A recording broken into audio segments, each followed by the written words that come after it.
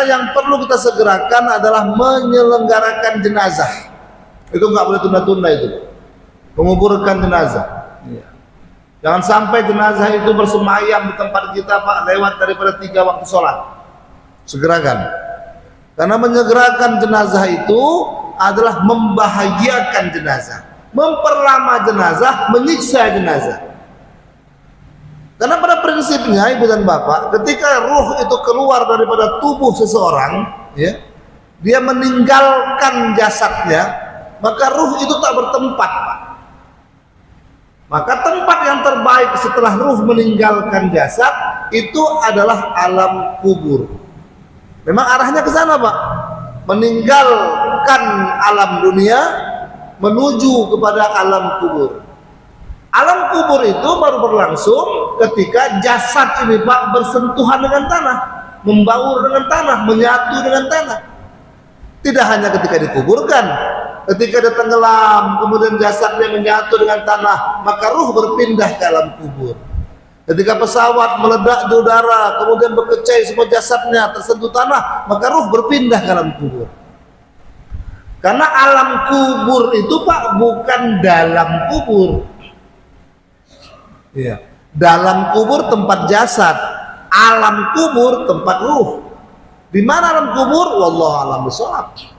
Iya. Boleh jadi alam kubur di dalam kubur, boleh jadi, ya, itu kuasa Allah Ta'ala. Tapi boleh jadi alam kubur tidak dalam kubur. Bayangkan kalau ada jenazah yang tak ada kuburnya, Pak. Di mana? Iya. Alam kubur itu bukanlah sebuah tempat yang ada di dalam kubur, tapi alam kubur itu adalah sebuah tempat yang Allah alam. Maka ruh itu tempat. Iya. Bisa daripada si mayit, segerakan. Tak perlu nunggu anaknya datang dari Amerika, tak perlu Pak, ya, karena tak perlu menyiksa. Walaupun anaknya mengatakan, Pak tolong Pak jangan dulu kuburkan ayah saya ini Pak, saya sampai baru kuburkan. Oh kan, saya tak ikhlas Pak, ya ayah saya dikuburkan sebelum saya datang. Nggak penting ikhlas Anda. Ikhlas Anda tak membuat ayah Anda bahagia dikubur. Justru kalau Anda bisa sedikit bersabar, mengikhlaskan, maka itulah yang menjadi kebahagiaan daripada arwah ayah ataupun orang tua Anda. Ibu, Bapak yang berbahagia, pastikan jenazah itu disegerakan. Kemudian buat kita, Bu, Pak, buat kita orang yang ditinggalkan gitu Pak ya, orang yang berada pada lingkungan si mayit, kewajiban kita Pak itu ada. Kewajiban kita Pak menyelenggarakan jenazahnya, dari mulai menyolatkan, ya, kemudian menguburkannya, memandikan, mengkafani itu perlu tenaga ahli khusus orangnya Pak. Tapi menyolatkan, mengantarkan kubur itu merupakan kewajiban kita semua Pak. Loh Pak, tapi kan kedudukannya hanya fardu kifayah Pak. Ya benar, fardu kifayah itu adalah merupakan sebuah kewajiban yang kalau ada satu orang yang mengerjakannya, yang lain tak payah gitu ya. Namanya fardu kifayah. Iya. Tapi walaupun cukup ada satu yang mengerjakan, yang lain tak payah, tapi Pak kalau ada yang ikut menyelenggarakan, maka dia dapat pahala. Kalaupun dia tak ikut menyelenggarakan, tak dapat dosa selama ada yang ikut menyelenggarakan. Itu fardu kifayah Pak. Tapi kalau kita nggak ikut, kita rugi. Ya, maka alangkah indahnya kalau ada yang meninggal, kita ambil andil dalam membersamai jenazahnya. Mana momen-momen yang terbaik Pak yang harus kita bersamai? Pertama, momen menyolatkan. Kata baginda Rasul, orang yang menyolatkan jenazah akan diberikan pahala sebesar 1 kirot. Sahabat bertanya, kirot itu apa ya Rasul? 1 gunung Uhud. Berapa besar gunung Uhud Pak? Bu? Ya. Kalau kita yang pernah haji, pernah umroh, tahulah berapa besarnya. Gunung Uhud itu Pak lebih tepat disebut dengan nama pegunungan. Karena panjangnya gunung Uhud itu Pak 7 km. Lebarnya pegunungan Uhud itu Pak 3 km. Jadi gunung Uhud itu bukan sebuah gunung gitu Pak, tidak. Pegunungan panjang dari Madinah. 7 km panjang. Dan kata baginda Rasul, satu-satunya gunung yang akan ada di surga itulah gunung Uhud. Satu gunung Uhud Allah sediakan pahala buat orang yang ikut menyolatkan. Itu buat kita. Buat jenazah mayit yang disolatkan lebih daripada 40 orang, maka itu akan menjadi asbab keringanan azab kuburnya, meringankan azab kuburnya. Jadi Bapak Ibu, kalau kita sayang dengan jenazah, dengan mayit, maka pastikan kita ikut Pak menyolatkannya. Jangan pula kita hadir ya ketika melayat, pas sholat tak ikut Pak. Ya, duduk depan masjid Pak. Waduh, ini kacau ini.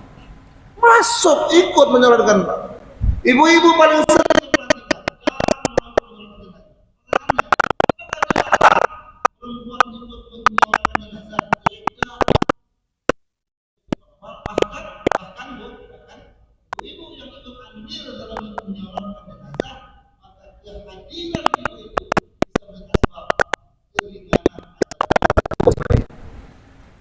meringankan Pak ya, bukan menghilangkan ya. Kalau menghilangkan azab kubur itu ada 5 sebabnya yang disebut dengan nama mati syahid ya. Kalau mati syahid itu Pak, mati yang tidak ada azab kubur padanya ya. Kalau ini bukan tak ada azab kuburnya, tapi agak diringankan. Asbabnya apa?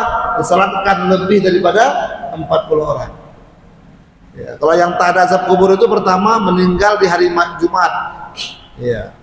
Ini hari Rabu, besok Kamis, 2 hari lagi Pak. Bapak yang kepengen tak ada azab kubur, siap-siap Pak meninggal Jumat, insya Allah Pak ya. Bebas azab kubur itu. Kedua, meninggal karena runtuhan gedung, runtuhan bangunan, meninggal. Itu mati syahid Pak, bebas azab kubur. Cuma kita sering lihat Pak di video gitu ya. Ya, ketika ada gempa bumi, orang sholat, bubar semua Pak.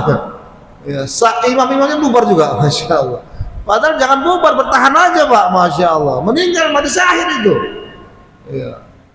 Cuma karena iman kita mungkin masih pas-pasan, agak goyang sedikit, banting lari Pak, kosong masjid, masya Allah. Ketiga, mati tenggelam. Ya. Keempat, mati karena sakit perut, al-mabtun. Kelima, mati karena melahirkan. Itu mati syahid tuh Pak ya, bukanlah orang yang mati melahirkan jadi hantu ya, itu nggak benar itu Pak ya. Yang keenam, mati sedang ibadah.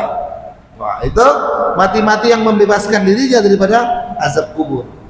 Makanya beruntung Pak ketika beberapa tahun lalu ada kejadian di Masjidil Haram ya, kejatuhan kren itu kan, ketimpa kren, maka banyak yang syahid ketika itu Pak. Wah, itu double syahidnya itu Pak. Kejadiannya hari Jumat ya. Asbab kematiannya ketimpa kren ya, ketimpa runtuhan, masya Allah. Kemudian mereka sedang ibadah. 3 penyebab ya mati syahid ada pada mereka, subhanallah itu Pak ya. Plus keuntungan dunianya apa? Diberikan santunan oleh pemerintah Arab Saudi 1 miliar Pak itu orang, masya Allah. Dan kemudian tahun depannya anggota keluarganya dibolehkan, diberikan kesempatan untuk berhaji menggantikan keluarga yang meninggal tadi. Luar biasa. Ibu bapak, kalau ada mayit pastikan kita ikut menyolatkan, bermanfaat buat si mayit.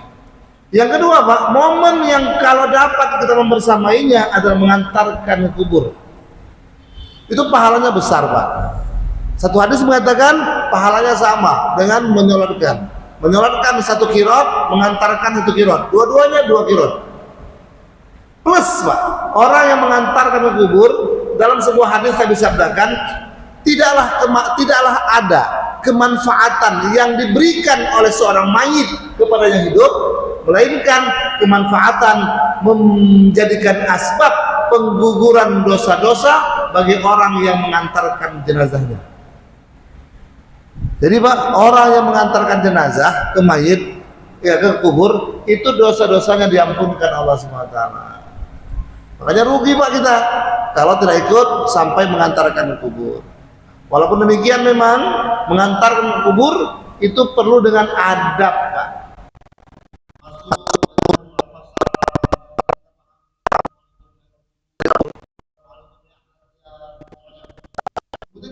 Pak,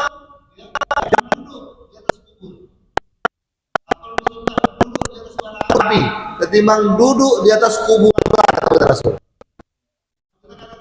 Sulit menghindari itu Pak. Ya, rata-rata kita kalau ikut mengantar kubur cari posisi yang enak tenang. Ya, duduk di atas nisan. Padahal Nabi melarang itu Pak. Masya Allah. Begitu ada talqin jenazah, ya, Nabi suruh dengarkan karena nasihat itu buat yang hidup. Tapi kita malah sibuk ke ujung Pak, cari yang teduh, ya kan?